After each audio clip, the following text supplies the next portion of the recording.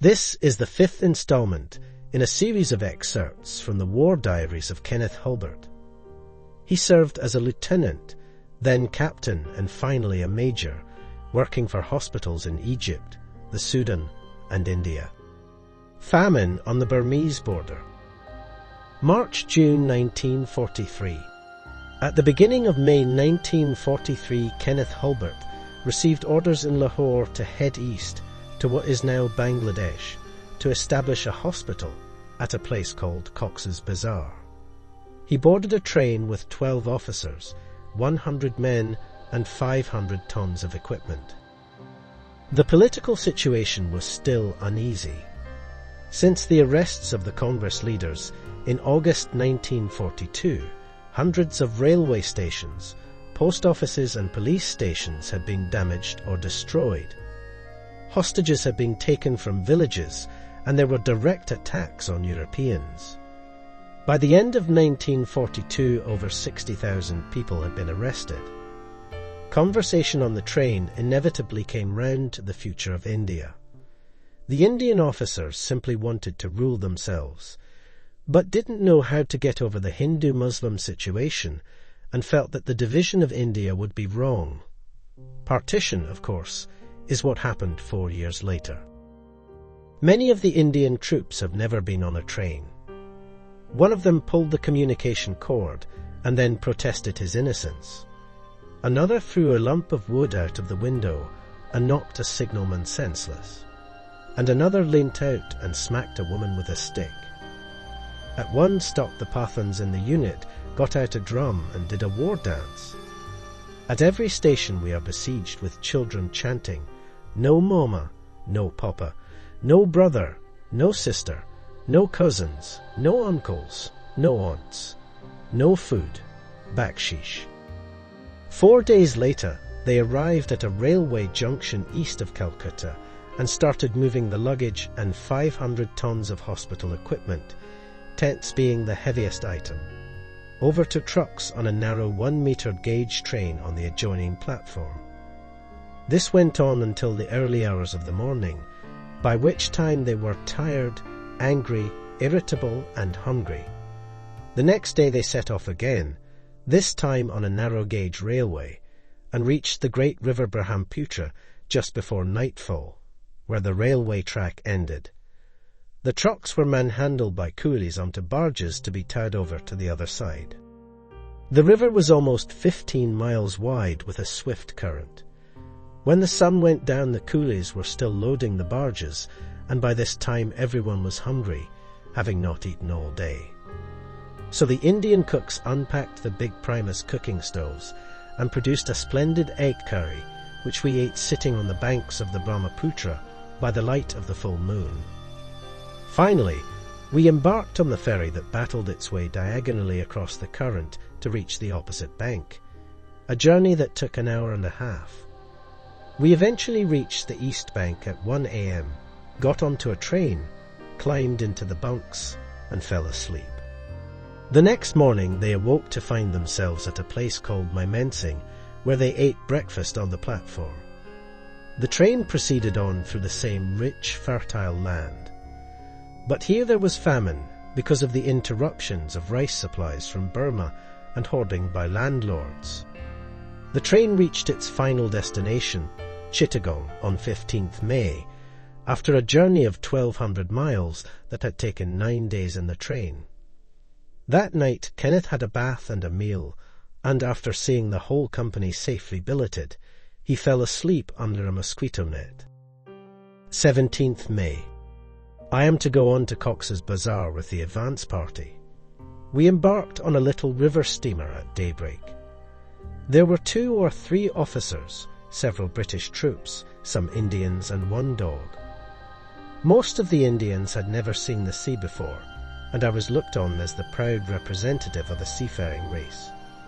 As soon as we were out of the estuary, the little boat rocked about, and I was horribly seasick, which was all very humiliating for me as only 2 of the others, plus the dog, were sick. However, we were soon in sheltered water, sailing between a chain of islets and the Arakan coast. This little ship is a flat-bottomed river steamer, and the sheltered water is more to our liking. We arrived at Cox's Bazaar in the afternoon. All we could see was trees, palms, and a few bamboo huts on stilts. Some sampans came alongside and ferried us ashore, where we climbed onto the jetty and found the transport officer. As usual, no one was expecting us. There were no plans for any hospital and no patients. We were told to go to the rest camp, where we sorted ourselves out, had a meal, put up our mosquito nets, and fell asleep. The bamboo huts, called bashas, were about 200 yards from a sandy beach. The plan was to build hospital accommodation of 4,000 beds on an island in the estuary, a job that would take about 6 weeks. All of the buildings would be made of bamboo, built by the local people without one single nail or screw. That night trouble started. 21st May. There was a lot of aerial activity, and we were back in the old days of black open steel helmets. A number of planes flew over very low. I went for a walk with a fellow officer, and we saw the planes returning. I thought that they were hurricanes until they were right overhead, and I saw the Japanese markings of the rising sun. We ran faster than ever in our lives and flung ourselves into a ditch. Then all hell broke loose. Everyone with a gun or rifle started firing into the air. I could not resist looking up to see one of the planes burst into flames and crash about a quarter of a mile away. Back in the camp, the old sub-assistant surgeon, an Anglo-Indian, was holding up his hands saying, "Oh my God, whatever shall I do? I have a wife and children at home." Then the commanding officer started us off digging slit trenches. The British Army under Lord Wavell and later General Slim were fighting the Japanese in Burma, barely 100 miles away south down the coast. The first Burma campaign had been a disaster, and in May, the British Army was forced to retreat to a position south of Chittagong, where they had been 6 months earlier. Meanwhile, the medical equipment was still lying in barges in the open. The site wasn't ready, and there was no proper accommodation, other than bamboo huts. It was chaos, and on the horizon the clouds, as well as the Japanese planes, looked ominous. 25th May. Today the monsoon broke in all its fury. For several days, the clouds have been banking up from the south and driven away by the blazing sun. Today, however, the clouds came right up close. There was a deadly hush, and then, suddenly, a howling wind and sandstorm descended on us, and every loose thing outside was swept away. Then came torrential rain. Many roofs were stripped off, huts were blown down, and one hut completely collapsed. Our commanding officer was in the latrine when the bamboo screen came down, and the heavy bamboo crosspiece pinned him down. Luckily, there were 2 others in there similarly engaged, whose combined efforts managed to free him. Our hut shuddered, but stood up all right. Then came the rain. And what rain! Great buckets of it, washing away roads and flooding open spaces. This is only the introduction to the monsoon. We shall soon have it for weeks on end without a break.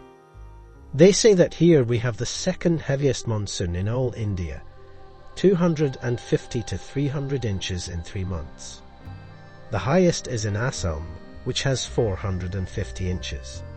The frogs have now come out, some as big as your fist. They appear on the floor of your huts and just sit and look at you with their big goggly eyes. They will even let you tickle them under the chin. 26th May. Lots more rain. How are we ever going to get our tents up in all this? The sanitation round here is appalling. Open pits full of faces, bad enough to start an epidemic. 29th May. Early this morning there was a violent thunderstorm. For 2 hours the storm raged, and there was a continuous roar of thunder and flickering of lightning. The bamboo huts shook and swayed. Then, with a roar, half the roof went, and the rain poured in. My half was all right, but the others crawled out and found another hut, where I eventually joined them. When I went to the post office, which is in a large hut, to send some mail home, the air raid siren went off. In a flash, the place was empty as everyone had dived into slit trenches. But it was a false alarm. The food here is not good. The meat is poor because it cannot be hung, and there is little variety of vegetables. But when I see the local people looking like walking skeletons, it makes me feel grateful. 31st May. Today I went with one of the other officers over to the island to see the site of the hospital. We were rowed over in a sampan, the rower sitting up and facing the front of the boat. We had a long walk along a raised footpath that led to a village, but then diverted and walked a zigzag course along and across the banks of the paddy fields until we got to some higher ground, the site for the hospital.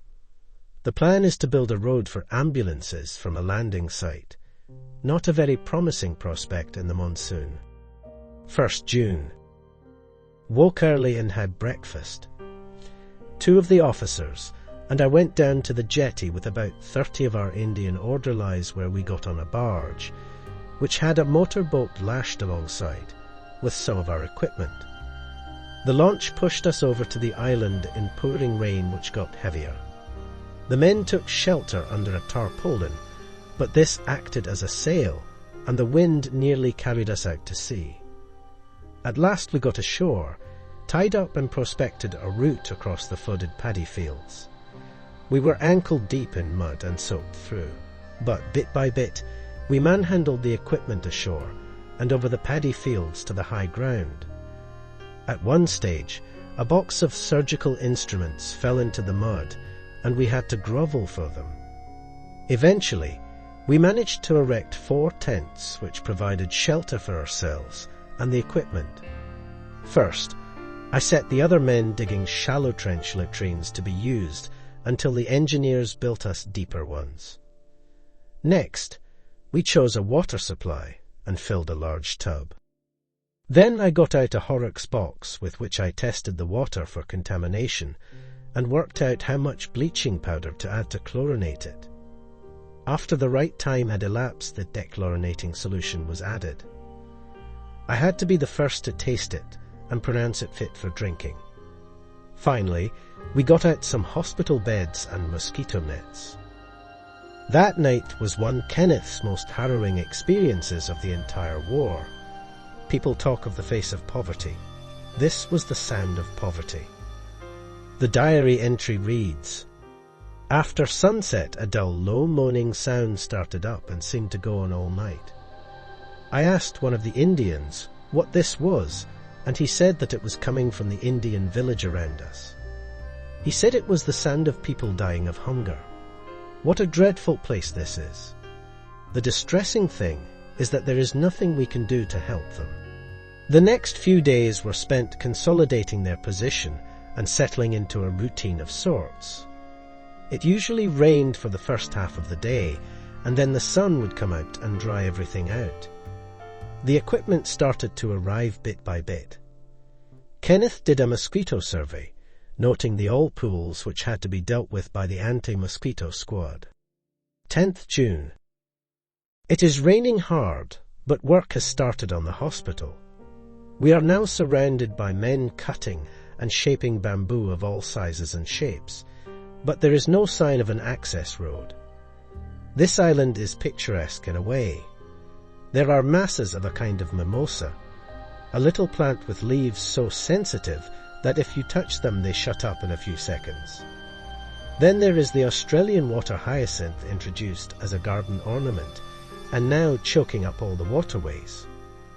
At night the jackals set up their unearthly chorus, enough to make your hair stand up on end, but they are very timid animals and keep away from us. The rain comes pouring down the hillside behind us, carrying everything before it, rushing through our tents in torrents, but then it stops and everything dries up. All our belongings hanging up in the tents are covered in green mildew. There are leeches around here. and if you walk through the flooded paddy fields they get around your ankles, and your boots fill up with blood. They will not let go until they are full, unless you touch them with a lighted cigarette. The frogs chorus, the jackals, and the buzz of the insects makes the night quite interesting as you lie under your mosquito net. 13th June. It is still raining, but everything is very green, and there are a lot of coloured birds, but no rice is growing in the paddy fields. There are dead bodies floating down the estuary. Last night the jackals got into my tent, and this morning I found my false tooth outside. One of the officers caught a brilliant red woodpecker and sat it on his shoulder. My present tent mate is a Brahmin from South India. He keeps talking about his bad skin, meaning his dark colour. Later that day, Kenneth's relief arrived, and the next morning he set off to rejoin his old unit. He had mixed feelings on leaving Cox's Bazar, excitement at seeing his old comrades again, but frustration at going just as the hospital was starting to take shape. It was probably here that India began to get under his skin, and his initial dislike of the country turned into a lifelong love of India and the Indian people. The Indian officers were all very upset when I left Cox's Bazar, and I am developing an affection for the people of India. 2 of them, from Madras, asked me to send them my photograph that they would keep forever, because they said I was a gentleman. How very nice. The next day he received his movement orders. He was to go to Bangalore to rejoin his colleagues at number 18 General Hospital. He took a sampan from the island to the mainland, and proceeded to movement control at Cox's Bazar. Then, on 16th June, he caught the early morning ferry to the steamer. The sea was smooth, but it was a tiring journey, and Kenneth was not well. As well as an upset tummy, he had a small sore on his ankle, resulting from an insect bite. That was to trouble him considerably over the next 2 months. The ship arrived back at Chittagong in the afternoon, but the train had left. So Kenneth unrolled his bedroll in the station waiting room and spent the night on the floor, sleeping soundly. The next day, the train took him to the steamer on the Brahmaputra. Then, on the other side of the river, he boarded a train bound for Calcutta. Thank you for watching this video. This was part 5 of 6. If you wish to watch the future installments, please hit the subscribe and like button to help support this content. If there are any specific military stories you would like telling, please let me know in the comments below.